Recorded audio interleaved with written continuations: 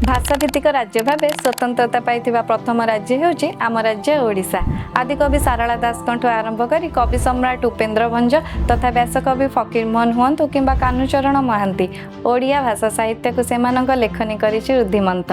चरित्र माने जीवन्यास पाआंती लेखकंक कलम मुनरे।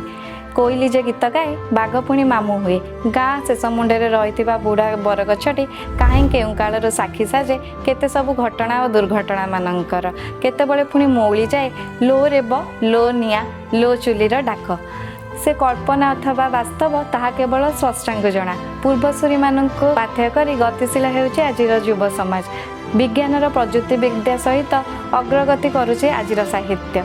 लेखक हुअन्तु बा प्रकाशक कवि गाल्पिक किंबा उपन्यासिक समस्तंक ठाରୁ शुणिबा बुझिबा जानिबा एवं आलोचना करिबा कहानी पछरे लुचि रहितबा आउ एक कहानी को।